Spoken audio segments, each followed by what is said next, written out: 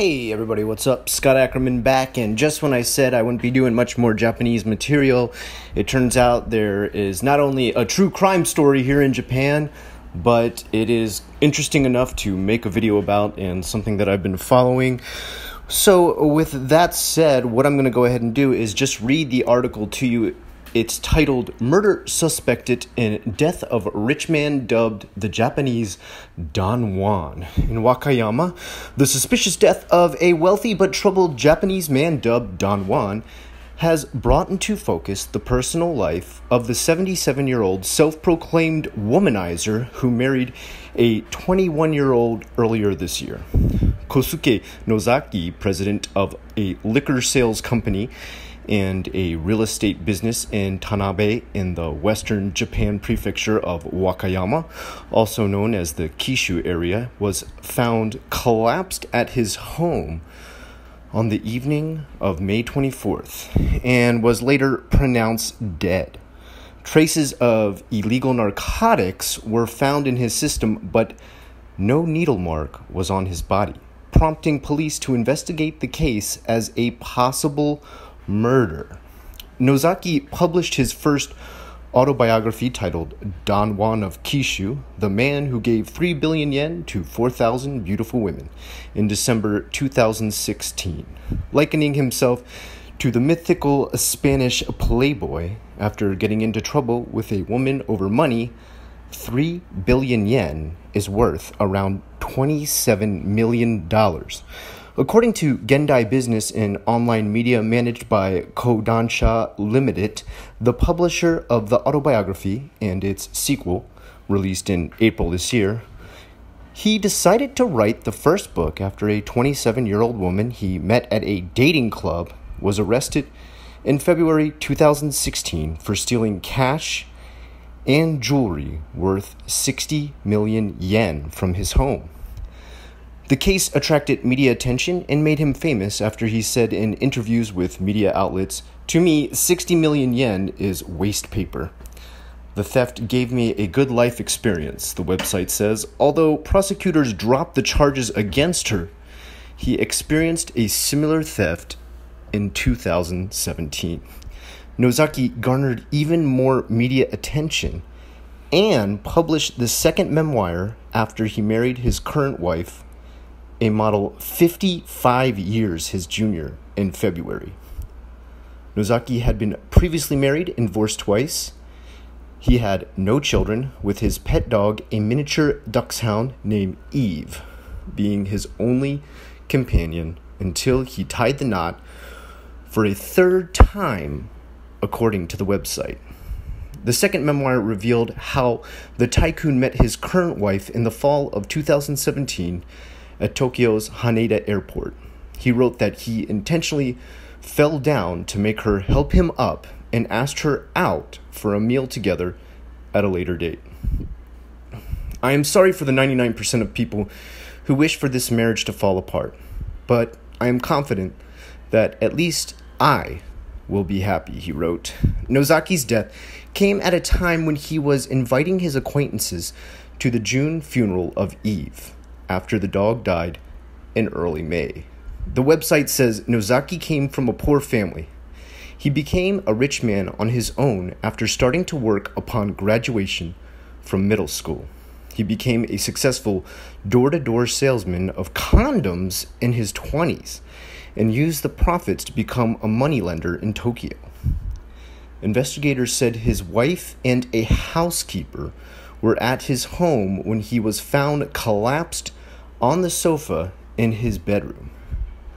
The police have searched locations related to him, suspecting he could have been murdered, and collected urine samples from people related to him. A male neighbor said Nozaki used to deliver advertisements in Tokyo's Nagatacho area before he succeeded in business and did not have any local friends. He was saying positive things recently, like he wants to contribute to the local community. "It is, in parentheses, his death is truly regrettable," said a woman who had known Nozaki since childhood. In his first memoir, which has sold more than 50,000 copies, Nozaki said, "When I find a woman of my type, tall and voluptuous, I would tell her, happy aura, happy, elegant, happy, nice body. I want to go out with you and have sex with you. I'll give you 400,000 yen if you would agree." Some people may frown at my sense of relationships, but this is exactly why I have been working in various occupations and earning money. Everybody has a different dream. I don't feel guilty about anything, he wrote. Now, the reason I bring this article up is right now it's looking like he overdosed on cocaine. Now, I'm no scientist. I don't know how much cocaine it takes to overdose, and I really don't even know the symptoms that come about when you do overdose from cocaine. Apparently for him, he was just found collapse. I guess after doing an autopsy, they figured that cocaine was the cause of death. Now, this leaves a lot to be questioned by police. Number one, he wasn't known to be a habitual drug user. I think they could actually take samples of his hair and look back for 3 years as to what drugs he did take, and it doesn't appear that he was a habitual user of any drugs aside from like heart medication. That being said, his wife has had the finger pointed at her, the 22-year-old woman that he recently married, and the fact that his dog died recently was also pointed to, because apparently he was known to jokingly say that if he ever died, he would put everything towards his dog upon death. And so there is a belief by his few friends that he did have that perhaps whoever killed his dog also killed him. Now, there was no autopsy done on the dog. The dog was thought to have died by natural means, but at this point, they have considered exhuming the dog's body, which I thought dogs were turned to ash after they died in Japan, but apparently maybe this body was saved for some reason. It could just be because he's incredibly wealthy and had it done that way, but they want to check now if the dog was poisoned in the same way. Now, I don't know how easy it is to poison a dog with cocaine by overdosing a dog on cocaine. I've never heard of such a thing done, but they said if they find traces of cocaine in the dog's body that they'll be able to link it to the traces of cocaine found in Don Juan's body, and then they'll be able to trace who gave the cocaine or put the cocaine into, I guess, the last thing that he ate, and I only know this because I watched the news report, was chowhan, which is pretty much fried rice. They said that that's where there were elements of the drug found, and that's how they knew that he had been overdosed on cocaine. I didn't know that you could actually eat cocaine and overdose on it. I do remember watching the TV show 1,000 Ways to Die, and there was a group of people, it was like a married couple, who would rob airports of suitcases that they would then loot when they took to hotels. And one time, one of the guys who did this found a bottle of vodka, started to drinking, and suddenly died because his heart exploded, because it turned out later it was not vodka, it was liquefied cocaine, which apparently turns out to be a clear liquid. And obviously if you drank cocaine straight, your heart would explode, like it would just beat too fast and you would die. I mean, these are things that I'm being taught from a TV show. So if I'm totally wrong about this and they've completely portrayed this in a completely wrong way, let me know in the comments. That's fine. But man, what a weird case. Some people are accusing the wife, but some people are also pointing the finger at the maid. Now, personally, my own 2 cents is I think the wife may have done it. Now, the reason for this is recently they had an interview with the maid, and she showed them all around the house, was very open to all the questions the media had. My Japanese isn't perfect. I understood most of what she said, and it was just answering general questions about what his routine through the day was. Now, for her to be that open to the media is pretty rare in Japan. People try to stay quite a bit private, especially when death is involved or crime is involved. They don't want their name associated with it. But, I mean, if this lady is innocent, maybe she's not too worried about that.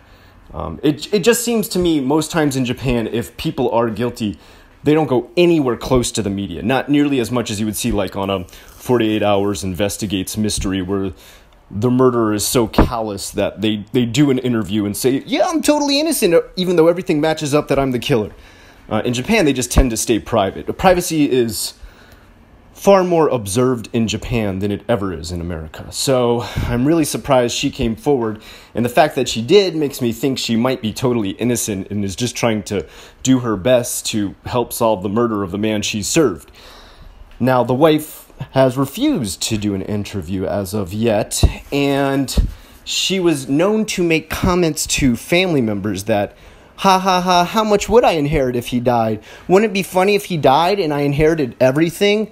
Which, number one, the family members were the ones who reported this, and number two, everybody said that they would just give her kind of awkward, like, why would you even say that, responses.